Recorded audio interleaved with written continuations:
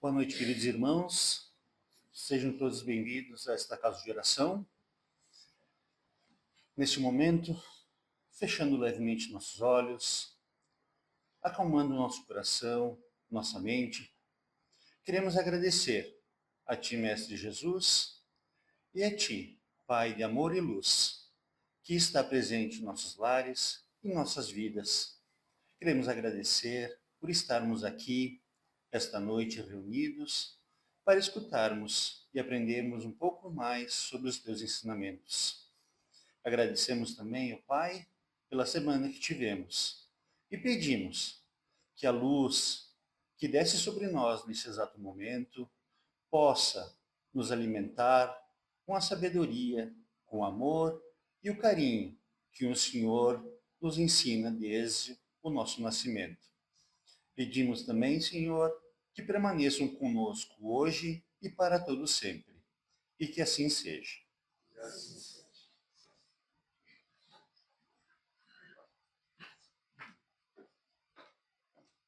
Boa noite a todos.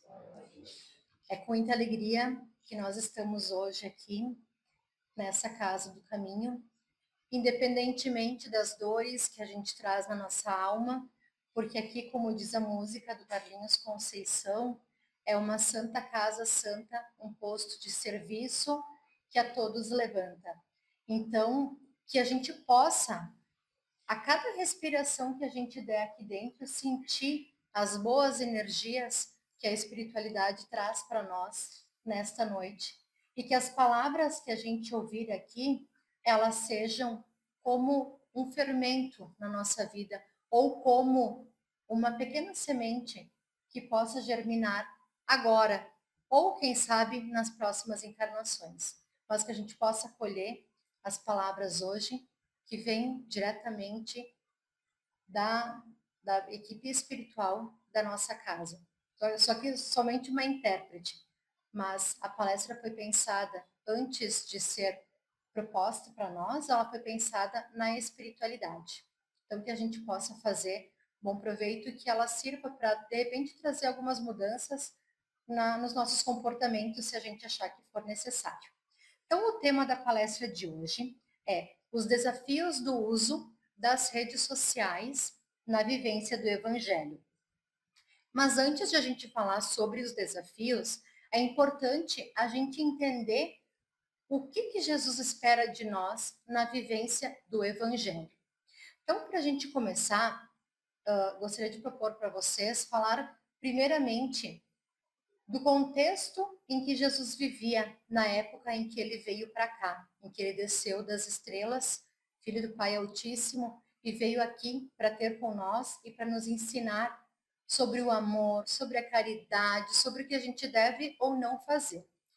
Então, na introdução do Evangelho segundo o Espiritismo, tem uma parte que Kardec faz uma contextualização sobre o povo que vivia na época de Jesus. Então, ele fala sobre os judeus, sendo judeus publicanos, fariseus, sacerdotes, tinha também os essênios, tinha várias divisões dentro do judaísmo, né?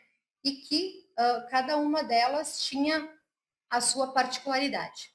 E também ele traz, né, relatos e características do povo samaritano, quem que eles eram, fala sobre as sinagogas, fala sobre os romanos, que eram um poder político, enquanto os judeus eram um poder religioso, os romanos eram um poder político na época, né?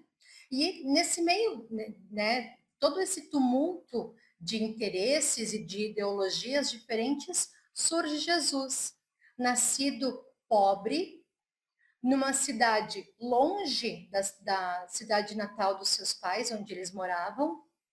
Tiveram que fugir para o Egito ainda bem pequenininho e aos 3 anos de idade ele retorna, depois da morte de Herodes o Grande, né? Eles retornam lá para Galileia, para Nazaré.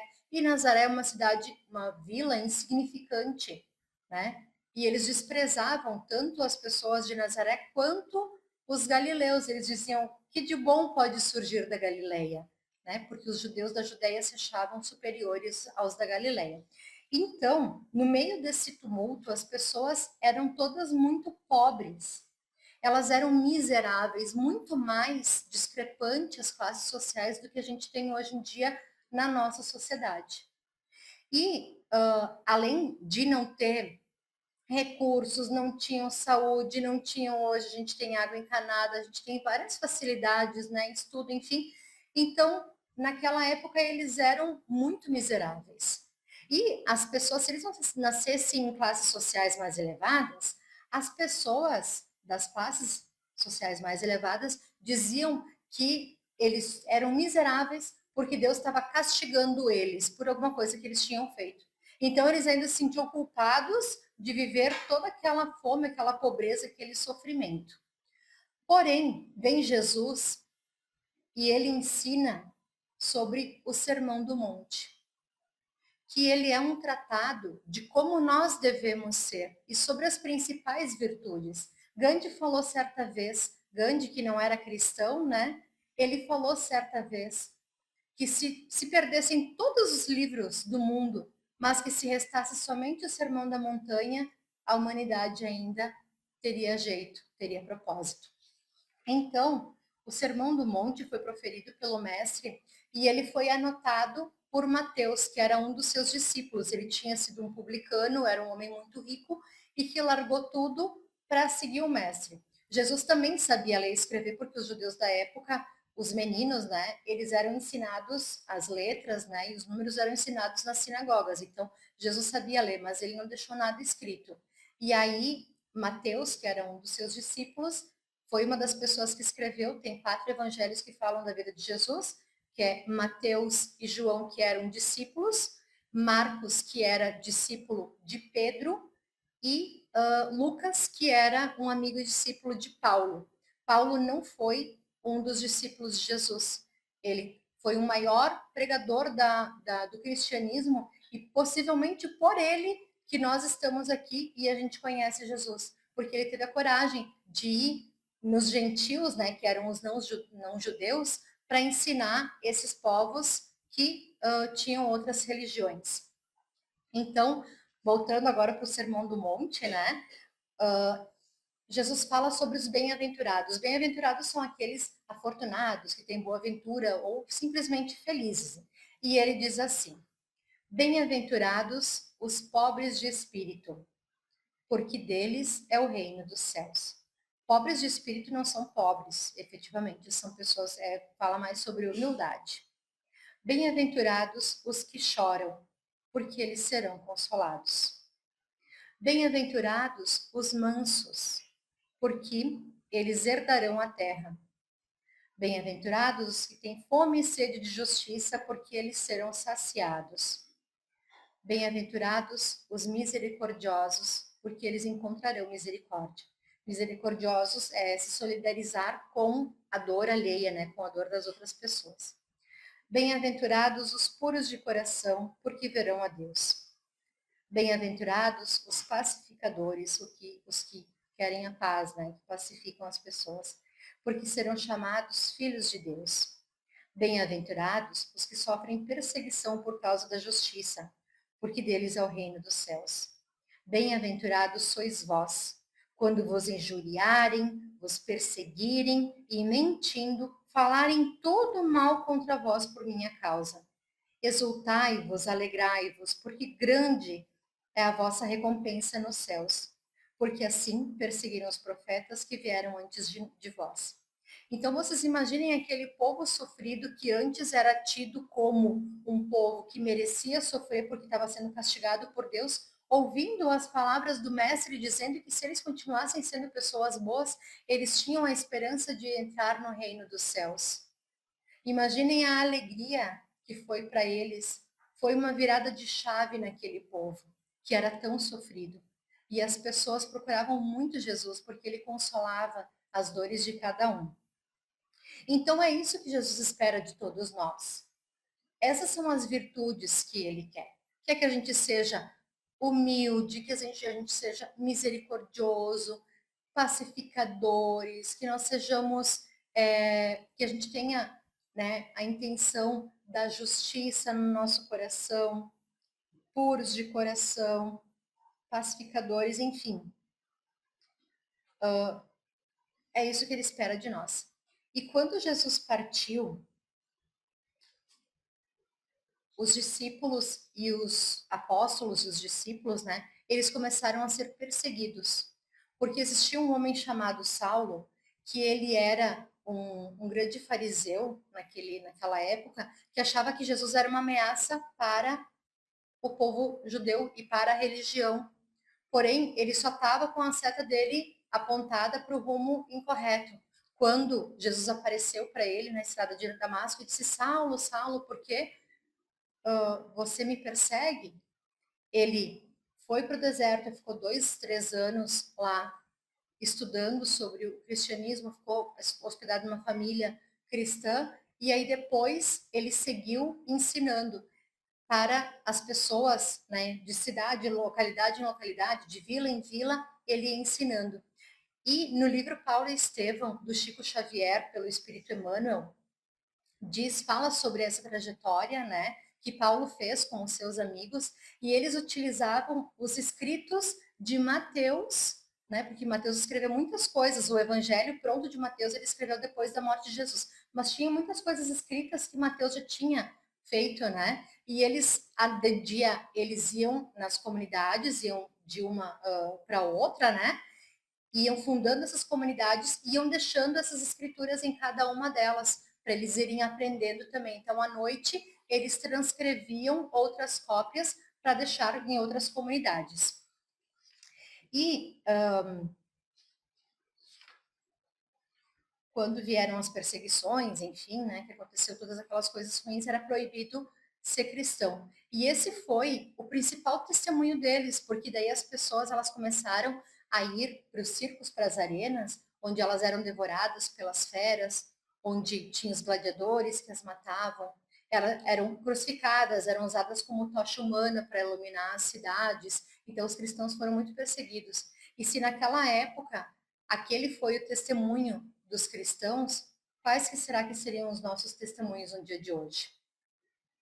Então, nessa semana, nosso estudo aqui na casa, um colega nosso falou assim, que os nossos testemunhos hoje não são mais os circos, né, né, as fogueiras e tal, que o nosso testemunho hoje é viver em um mundo globalizado, com tanta informação na palma das nossas mãos, é só a gente ter qualquer aparelho, qualquer tela com acesso à internet, a gente tem informações instantâneas de qualquer lugar do mundo. E com tantas coisas que estão erradas, né, nas redes sociais, a gente conseguir viver a nossa vida fora dessa imoralidade e não nos sucumbir a fazer as coisas erradas e fazer o mal também e entrar nesse jogo da normatização daquilo que é errado. E aí, ele também falou que a gente deve evitar os excessos. Eu achei bem interessante que ele falou isso, porque muitas vezes a gente não vai conseguir ter todas aquelas virtudes lá do Sermão do Monte nessa vida, né? Não, né? Com certeza não. Mas aí o que a gente tem que evitar? A gente tem que evitar tudo que é excesso. Inclusive, o amor em excesso, ele é prejudicial. Ele causa ciúme, superproteção, amor em excesso dói quando a pessoa precisa partir e a gente perde o sentido da vida. Então, a gente tem que evitar o excesso de bebida alcoólica, de sexo, de trabalho ou de ociosidade. A gente tem que evitar os excessos de todas as causas, inclusive os excessos nas redes sociais. Inclusive, como está o nosso uso hoje das redes sociais. Será que a gente está usando muito? Não sei se vocês já fizeram, né, esse trabalho, esse exercício de verificar quanto que vocês ficam por dia na internet. E eu nunca tinha feito, mas no início desse ano aqui, estava com uma amiga, a gente estava fazendo as metas do ano, o que a gente ia fazer e tal, né? E uma das metas era, ela disse, uma das minhas metas é ficar só 2 horas no celular. E eu disse, fácil, né? Eu nem imaginava quanto tempo eu ficava, vamos fazer 2 horas no celular. E aí, tem aqueles aplicativos, né? A gente consegue ver no celular quanto tempo que a gente usou. E aí tem aqueles aplicativos que a gente faz com as crianças, que a gente coloca o tempo de uso, né, do celular, e eu não imaginava como eu utilizava o celular durante o meu dia. Então, às vezes, a gente nem se dá conta, né? E cada segundo que a gente tem livre, né, às vezes a gente, ao invés de fazer alguma coisa que daqui a pouco nos melhore, que nos traga conhecimento, que nos faça o bem, a gente acaba ficando ali naquele mundo virtual, naquela realidade que não é a nossa. E a gente acaba perdendo muito tempo. Na época dos meus avós, lá atrás, eram poucas famílias que tinham rádio em casa. Então, depois do jantar, eles sentavam, né, e conversavam e, enfim, contavam causos e contavam mentiras, e riam um dos outros, e tinha aquela convivência em família. Na época, né, dos meus pais, quando a gente era criança em casa, a televisão, ela era o centro da casa nas nossas noites. E a gente tinha a hora do intervalo da propaganda, né, para a gente poder ficar conversando. E hoje em dia, em muitas casas, a gente vê que o uso dos celulares e o acesso às redes sociais tem tomado essa convivência que a gente deveria ter com a nossa família. Poxa, nós fomos enviados para cá, nós reencarnamos uma família para que a gente pudesse aprender nessa família. E a gente está deixando de conviver, a gente está deixando de aproveitar a oportunidade de crescer em família junto com esses espíritos que vieram conosco, de ter esse convívio com as pessoas que estão ali no nosso lar, embaixo das telhas da nossa casa, para ficar mais tempo no celular. Às vezes deixando de aproveitar e passear e fazer outras coisas, enfim, leituras edificantes, ou fazer um jogo, tomar um chimarrão, conversar, conhecer as pessoas, falar sobre o dia a dia, sobre os problemas, sobre as conquistas. A gente vem deixando isso um pouco de lado. Né? O Lúcio, ele é um espírito, ele escreveu pela psicografia do Chico Xavier, ele escreveu o livro, no livro Jesus no Lar, ele escreveu uma frase que diz assim: a paz no mundo começa sob as telhas a que nos acolhemos. Se não aprendemos a viver em paz entre quatro paredes, como aguardar a harmonia das nações? Se não nos habituamos a amar o irmão mais próximo, associado às nossas lutas de cada dia, como respeitar o eterno Pai que nos parece tão distante? Então, um dos desafios, né, que a gente propõe hoje é que, de repente, a gente consiga, em algum momento em família, pelo menos uma vez por semana, a gente deixar todos os celulares, todas as telas, tudo, computador, notebook, tablet, tudo de lado, para a gente buscar ter essa convivência dentro das nossas casas, dentro das nossas famílias. Quando a gente vê, muitas vezes, as notícias nas redes sociais, e às vezes tem notícias que são bem ruins, e sempre tem um abençoado filho de Deus que vai lá e ele precisa deixar o comentário dele a respeito daquilo que aconteceu. E algumas vezes, e o nosso olho sempre vai lá para os comentários, né? O nosso olho às vezes vai lá e dá uma olhada nas coisas mais absurdas que as pessoas conseguem escrever. E as pessoas conseguem ser muito más.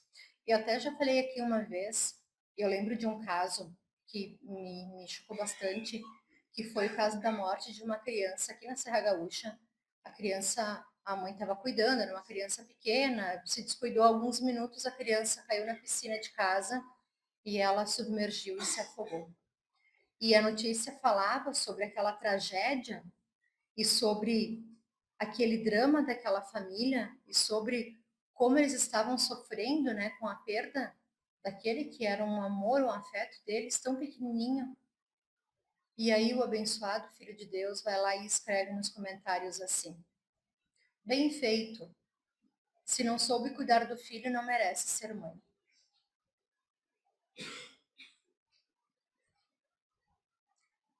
É horrível. Uma pessoa completamente desprovida de sentimento, uma pessoa completamente desprovida de amor ao próximo. Uma pessoa, não dá nem para dar ibope para isso, porque não tem palavras para descrever o tamanho da monstruosidade que é tu falar. Imaginem que essa pessoa, de repente, vai ter que passar lá na frente, porque a lei divina funciona assim, né? A gente faz aqui e depois a gente precisa se colocar no lugar do outro, né? Daqueles que foram as nossas vítimas, para a gente aprender com o exemplo. Então, imagina o que essa criatura vai ter que passar para aprender que aquilo que falou estava errado. Porém, e quando somos nós que a gente olha uma notícia dessas, e nós, espíritas cristãos, né, que amamos o Cristo, que a gente procura seguir o Sermão do Monte, ter aquelas virtudes, quando a gente escreve lá numa notícia de uma pessoa, nosso irmão infeliz também, que caiu nas sendas do crime, da luxúria, que fez coisas horríveis, que feriu gravemente as leis de Deus, e a gente vai lá e a gente ou pensa ou a gente chega a escrever no comentário, bem feito, tomara que apodreça na prisão, tomara que te matem, vai para o fogo do inferno, e todo aquele monte de coisa, né, que a gente acaba instintivamente pensando, mas, gente, eles são os nossos irmãos, eles são ovelhas perdidas, mas Jesus, ele não vai deixar que nenhuma ovelha fique perdida, porque ele não desiste de ninguém. Todo mundo tem jeito. E se fomos nós que fizemos errado, a gente vai ter jeito. Se não for nessa vida, vai ser na outra, ou na outra, ou na próxima.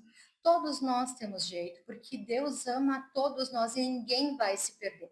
Possivelmente essas pessoas que cometem crimes hediondos, no mundo de regeneração, elas não vão poder mais reencarnar aqui. Vão ter que ir para planetas mais primitivos.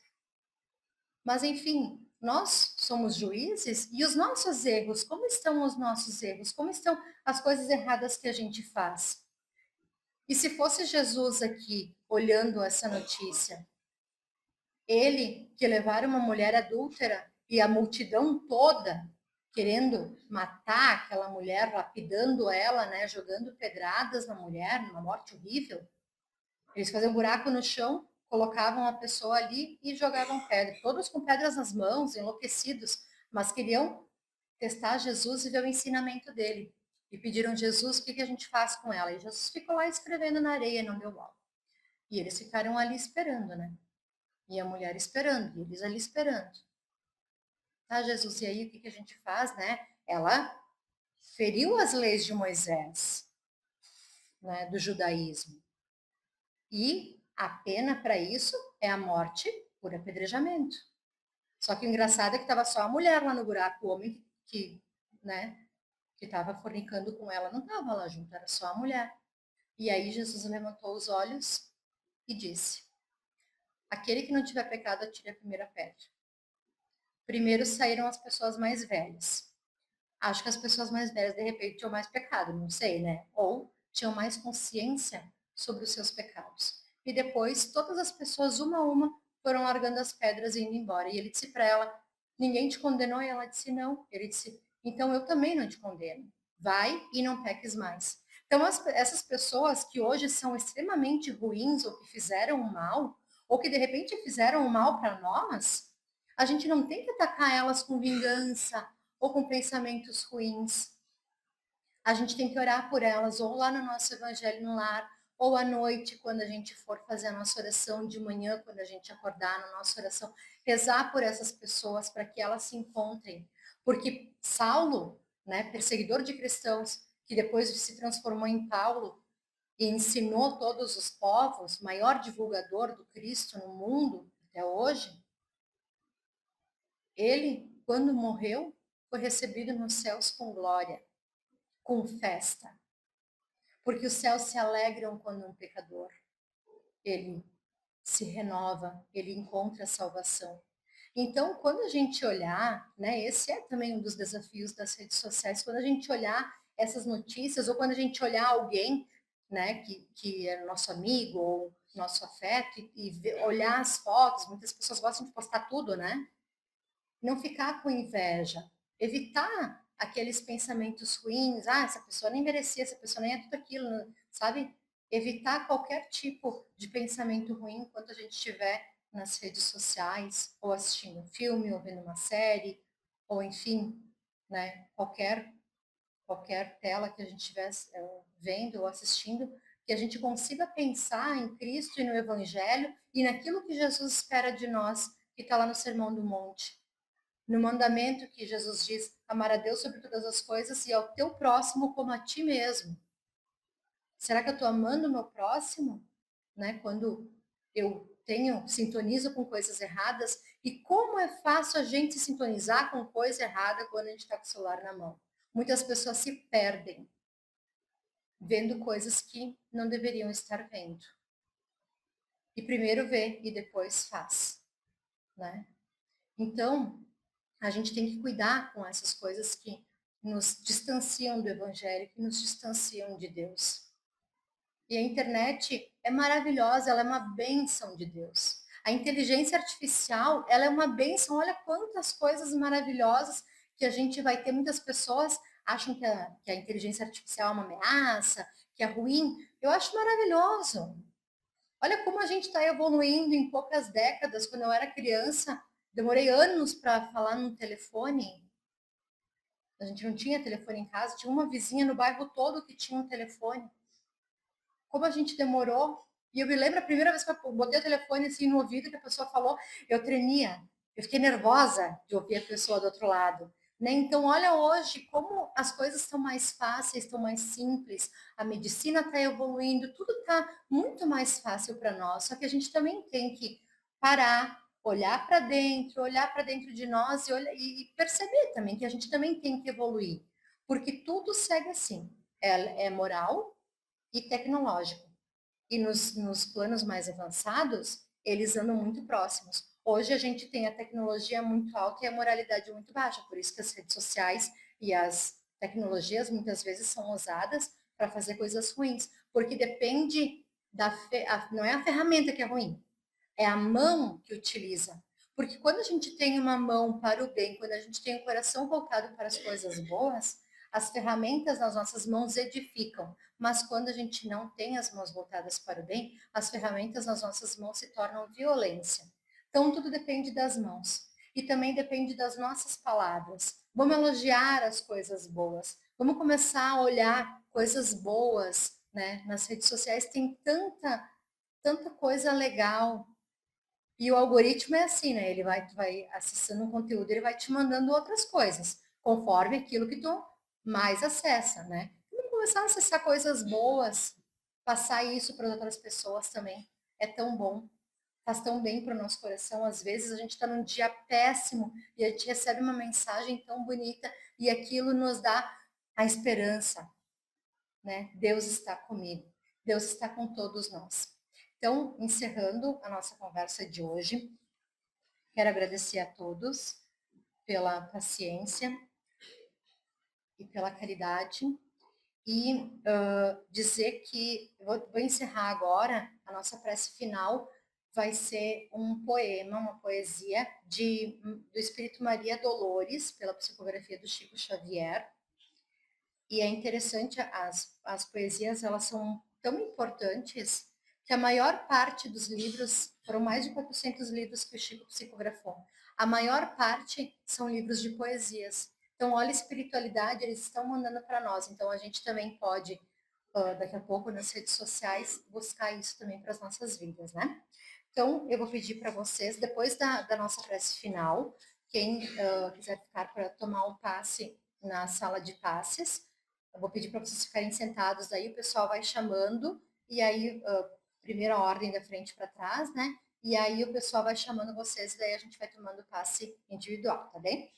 Então, vou pedir para que todos fechem os olhos, se acomodem nas cadeiras, sintam a sua respiração, respirem mais profundamente. Vamos nos conectando, agora não às redes sociais, mas vamos nos conectando a Deus, à espiritualidade, ao nosso anjo amigo, nosso espírito protetor, para que a gente receba tudo aquilo que for necessário e tudo aquilo que a gente veio buscar aqui nesta noite. Capítulo de Alma para Alma. Escuta, alma querida.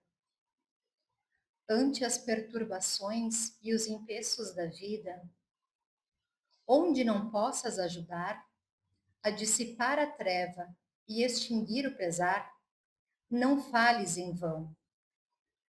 Uma palavra, às vezes tão somente, na moldura de um gesto irreverente, basta para espancar o coração. Se anotas sombra e dor por onde jornadeias, dá consolo e respeito às aflições alheias. Tempo vai, tempo vem, e assim como o carvão se faz diamante puro, na forja do destino, em louvor do futuro, todo mal se converte em coluna do bem. Usa o verbo, esparzindo novas luzes. Não condenes, não firas, não acuses. Onde enxergares pedra, lodo e espinho, cobre de paz e amor as lutas do caminho. Lembremos os nossos erros, teus e meus. Todos sofremos provas, alma boa. Trabalha, serve, ajuda, ama, abençoa, e encontrarás contigo a presença de Deus. Senhor, nós te agradecemos por todas as coisas boas provenientes das tecnologias que nós temos acesso hoje. Nós te agradecemos porque estamos aqui nesta noite reunidos no teu nome. Nós te agradecemos pelas coisas boas e também pelas coisas ruins que nos despertam e nos servem de aviso e nos aproximam de ti. E nesta noite, Senhor, nós pedimos que fique conosco, com a nossa família, que entre em nossas casas, que ilumine com o teu amor e o teu poder os nossos lares, para que a gente possa conviver com afeto, carinho e amor a todos aqueles que o Senhor nos uniu em família. Que sigamos em paz e que assim seja.